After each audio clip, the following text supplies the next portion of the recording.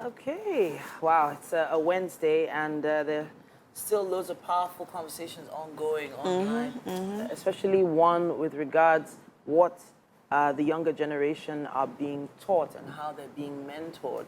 Our attention was drawn to a conversation that's ongoing on Twitter, and Tunde Onokoya is the main conversation starting here. Yeah, so Tunde Onokoya is the founder of Chess in Slums. Yes. Yeah, Africa.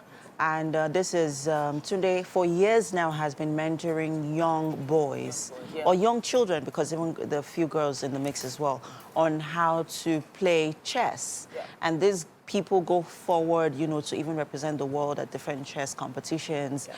And, you know, it's his own way of, you know, taking children off the streets and, you know, making his own impact.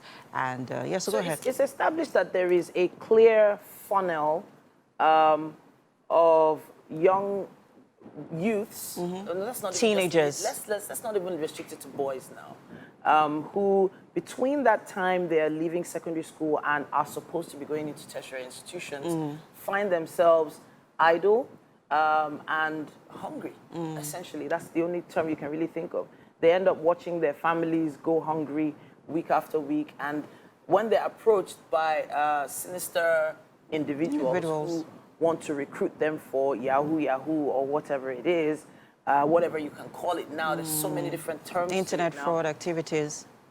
They almost feel like it's just the next step for them, especially in some areas. There's some places in, I think they say Benin, Port Harcourt, Lagos. Lagos, Ikorodu. So many different places are actually becoming farms for this Yahoo-Yahoo boys now.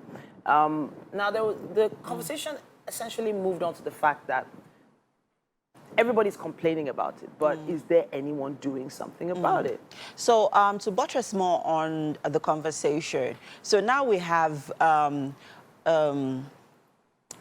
HKs, that's what they call them. The hustle kingdoms, right? Where the mentors or Yahoo mentors or people who have, you know, who are experienced in the Yahoo business, lure these boys in, entrench them into the system. They say about 10 to 20 of them. They entrench them into the system, and then they feed them, they clothe them, they give them the tools to work with, and then, you know, use them, you know, in these fraudulent activities on the internet. And it's becoming worrisome. So what Tunde has done now, alongside somebody else, is to do the same, have the same system, or create the same system, but this time to teach the children on AI learning, cybersecurity, communication skills. So he's taught them a whole lot of, you know, IT and tech-related skills that they can learn. And he's also, you know, come forward to say that we need a lot more people, because what they have also come to realize is many of these children or young teenagers what they need is guidance and mentorship. So once that is provided for them, you know, they can, you know, they don't have to forge ahead. We need more people like him. And this is just an appreciation from us to Tunde Onokoya for what he has been doing for a very long time. When you think about what he did with Oshodi under the bridge, that has always been a flashpoint. Getting kids out there to engage in some sort of a game that you can also build a future on. I mean, just last week, it was the World Chess Finals, and it was an 18-year-old that could have won. He went up against probably the best chess player ever. Imagine. Magnus Carlsen, who is a Norwegian, and an 18-year-old from India. You know, Nigeria and India have some similarities in this kind of things. We have children out of school, exactly, and all of this, with a population that is kind of hard to control. That brings us to a number of factors. Yes, we need people like that, but second factor, population control. There was a time when there was this discussion about how some people, or underprivileged people, who go ahead to have 5, 6, even as much as 7 kids in probably a shanty where they're staying. Population control. So this is me. 2 ways. There are different ways. The Ministry of Women Affairs, we need to teach them birth control tips, so that they understand family planning, so that they know they will understand that it's not every time you have pleasure that a picking has to drop from it. Number one, population control. Then, of course, this is on our own side. Then, a lot of the onus of this is on the government. Our unemployment rates, the figures I see, I don't think that they are very accurate. but according to recent reports, the unemployment rate has reduced drastically. Reduced to 4.1% as at last week. This report came out last week. The unemployment rate in Nigeria. See the thing about reports here, is that what you see on the streets? And do you know how many people I know have lost jobs in the past 6 months? It's been on the rise. Inflation, yeah. Because of inflation. Inflation is growing up. Where is employment coming from? How does it make sense? There are parallels that happen. There are things that happen. Somebody says when there's demand, of course, supply will increase. So when there's inflation, where did the jobs go? Even in the US, the unemployment rate is coming down. It will be going up here. So my point here I'm trying to make is this, when we have done all that we need to do, government, as it were, needs to step in, and there is a lot that has to be done from their own side. They know all these kind of things. Create an enabling environment for things like this, for people like this who are doing these kind of things. Create an enabling environment, ensure that they have the support. You understand? In this kind of ways, now, we're talking about palliatives, and I think there's been a rethink from the presidency about how to go about it. In these kind of places, it's easy to know the people that really need these kind of things. Go into these places, support these programs, get a lot of people out of these areas.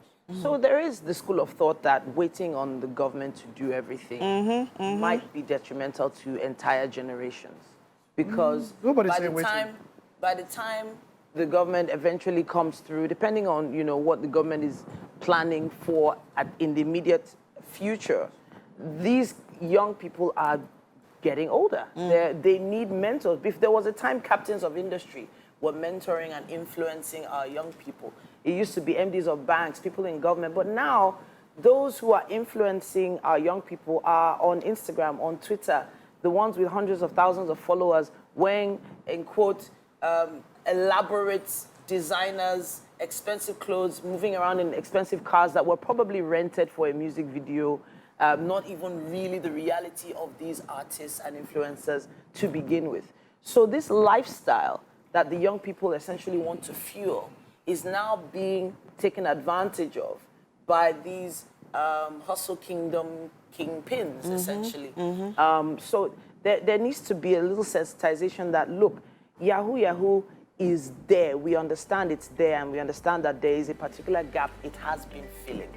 But there are also alternatives. But the only way there can be alternatives is if people in our generation decide to teach. You have years of experience. You have years of experience. My point about all of this, something I want to mention here, something I want to mention is this. Look, has it gotten you? They said if you don't study history, if you don't look back at what's happened, you are doomed to repeat the same thing of the fathers. Yeah. Look at history. Look at the rise.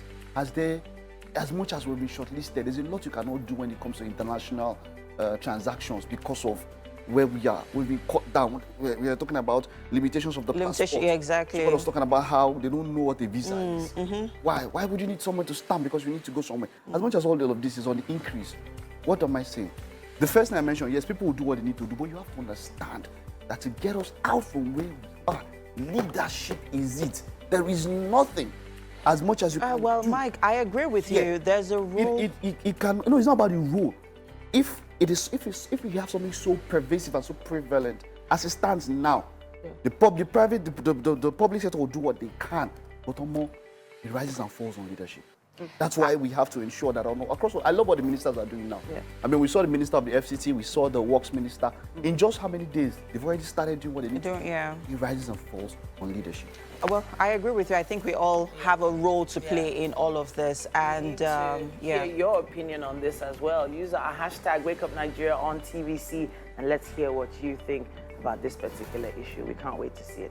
We have a quick break coming your way, everyone. Stay with us.